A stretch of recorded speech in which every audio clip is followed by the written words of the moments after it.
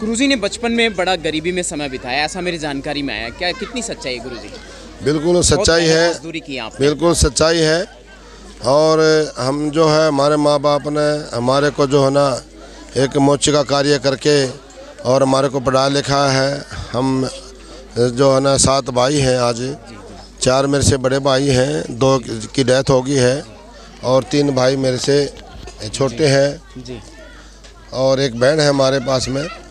भाई भतीजे सारे अधिकारी हैं, चचताओं के लड़के। 2 पोते मेरे IAS अफसर हैं, एक भतीजा मेरा IPS अफसर है, डॉक्टर है, इंजीनियर है। लड़के लड़कियां हमारे भतीजे इंस्पेक्टर हैं इनकम टैक्स के अंदर। बड़ा भाई भी इनकम टैक्स में उच्च अधिकारी था, दूसरा भाई भी इनकम टैक्स में था। यानी कि समाज की सेवा करी हमारे माँ बाप ने। संत महापुरुषों की शरण में जाकर संतों की सेवा करी। संतों की सेवा करने से हमारे का ये फल मिलता है। परमार्थ के कारण संत दे धार के आते हैं समाज के लिए और समाज में सेवा करते रहेंगे। गरीबी में पढ़ाई करी है और आगे भी पढ़ रहे हैं। अभी हम PhD कर रहे हैं पॉलिटिकल साइंस में। गांव के अंदर 10वीं तक की क्लास पढ़ाई करी, फिर आगे +2 करी, BA करी, MA करी। पॉलिटिकल साइंस में PhD कर रहे हैं पॉलिटिकल साइंस के अंदर। NIS कोच हूँ। 19 गोल्ड मेडल मैंने रेसलिंग और कबड्डी के अंदर जीते हुए हैं। कितनी बड़ी और बात जो हो ना NIS को 2004 में किस्से में NIS कोच हूँ कबड्डी का। और समाज के लिए सेवा दिन रात प्रत्येक करता रहता हूँ। और प्रमोशन हुई 95 में डिपार्टमेंट में इनकम टैक्स ज्वाइन किया स्पोर्ट्स कोटे से। और अभी 2032 में मेरी रिटायरमेंट है। और पूरा जीवन का लक्ष्य है ये कि समाज की सेवा करना, गरीब बच्चों को पढ़ाना और नशों से मुक्त करना, नशों से रहित रखना, अच्छी शिक्षा का प्रचार करना। हमारे महापुरुषों की जो शिक्षा है उसको इनके जीवन के अंदर उतार करके इनको आगे की ओर प्रेरित करना हमारा जीवन का मुख्य लक्ष्य है। जी गुरुजी, जैसा कि आपने अभी जानकारी दी कि आपके बच्चे भी बहुत बड़े बड़े ऑफिसर्स हैं और अच्छी शिक्षा उन्होंने जीवन में ग्रहण करी है, लेकिन आपने तो विवाह ही नहीं किया। शादी करना कोई ज़रूरी नहीं है। शादी कर ले तो शायद हो सके। ये आज जो गरीबों की हम सेवा कर रहे हैं इसे ये ना कर पाते, अपने फैमिली जीवन में ही तक सीमित हो जाते हैं और संसार में पता भी लगता है हम आए हैं, आए और चले गए। आए थे सो जाएंगे राजा रंग फकीर, एक सिंहासन बैठ चले मन में बांधे धीर। ऐसे चले जाती दुनिया, आती है जाती है, लेकिन समाज के जो करता है उन महापुरुषों का इतिहास आज भी जिंदा है। महापुरुषों के आपको मैंने नाम बताए। उन महापुरुषों समाज में क्या आज उनकी समाधियों पर लगते हैं मेले। जी, आपने अभी बच्चों की जानकारी दी कि बड़े ऑफिसर से शादी नहीं करी, तो बच्चे कैसे? बच्चे भाइयों के बच्चे हैं, गरीब बच्चों को गोद लिया है, बच्चों को पढ़ाया लिखाया, उनकी शादियां कर दी हैं, कुछ नौकरियां पर लगा दी हैं। बच्चे पढ़ा लिखा के नौकरियां हम सेलेक्ट कर रहे हैं भारत सरकार के अंदर, राज्य सरकार के अंदर। जो है ना कोई भी जैसे एजुकेशन उन्होंने करी थी उस एजुकेशन के हिसाब से बच्चों को नौकरी दिलाई गई है। उन्होंने मेहनत करी है। बच्चों को शिक्षा करना जी उनका मुख्य उद्देश्य है हमारा।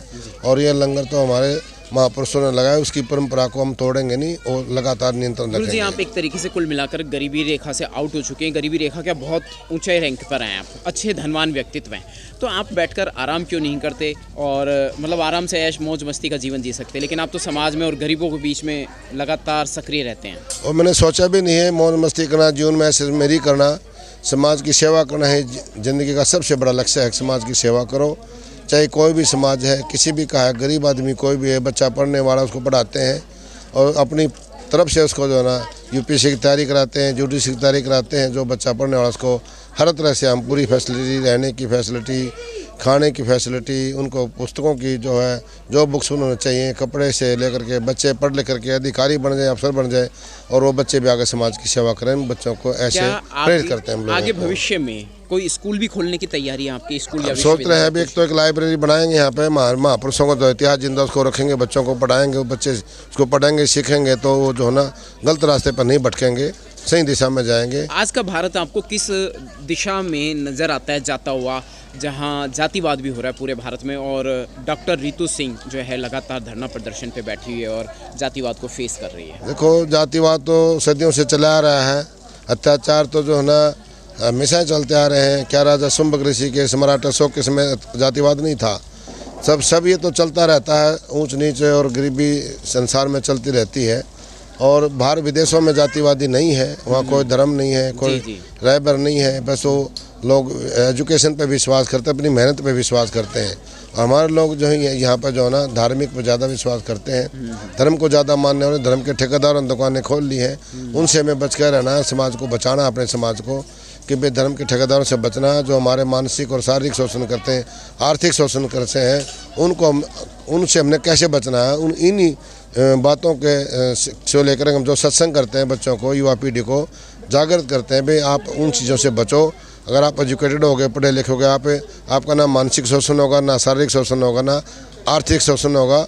आप देश की तरक्की की ओर बढ़ोगे, इतिहास पढ़ोगे। तो इसलिए बच्चों को हम उसी शिक्षा के लिए प्रेरित करते हैं। जी, श्री श्री 108 संत धनपत दास जी महाराज जी से बात करने का, आपको रूबरू करवाने का एक मौका मुझे मिला है। और मैं, आप स्क्रीन पर देख रहे हैं गुरुजी को, महाराज जी को।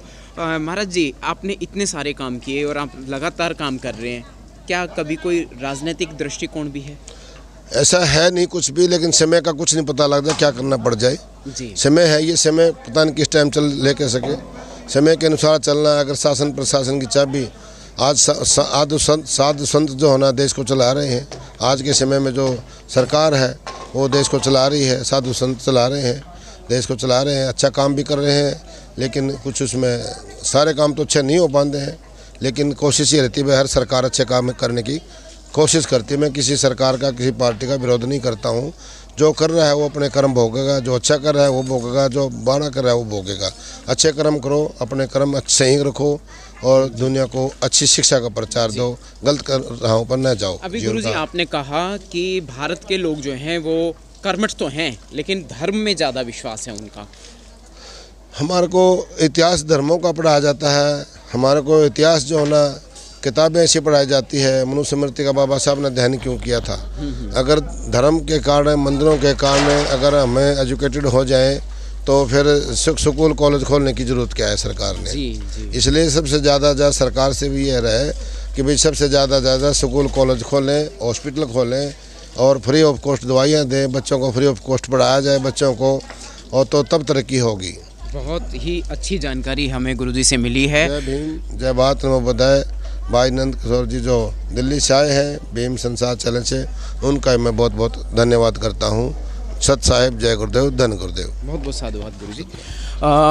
जय भीम संसार यूट्यूब चैनल पर ये सारी जानकारी गुरुजी के विषय में। और गुरुजी ने ये कहा कि भारत जो है वो धर्म में ज़्यादा यकीन रखता है, कर्मठ तो है, लेकिन शिक्षा के क्षेत्र में गुरुजी का बहुत गहरा योगदान है। गरीबों का वो हमेशा ध्यान रखते हैं हर तरीक़ा से, तन मन धन से। उनको सर्दी में वस्त्र और कंबल आदि भी दान करते हैं, अपने आश्रम में शरण भी देते हैं, भोजन आदि भी कराते हैं समय समय पर, और शिक्षा के क्षेत्र में ज़्यादा विकसित कर रहे हैं। गुरुजी की सोच बहुत निखरी हुई है। खुद गरीबी का जीवन जिया उन्होंने, बचपन में बहुत गरीबी में गुजारा, लेकिन आज बहुत बड़े अधिकारी हैं, उच्च अधिकारी हैं इनकम टैक्स डिपार्टमेंट में दिल्ली में, और यहाँ हरियाणा में उनका आश्रम चल रहा है।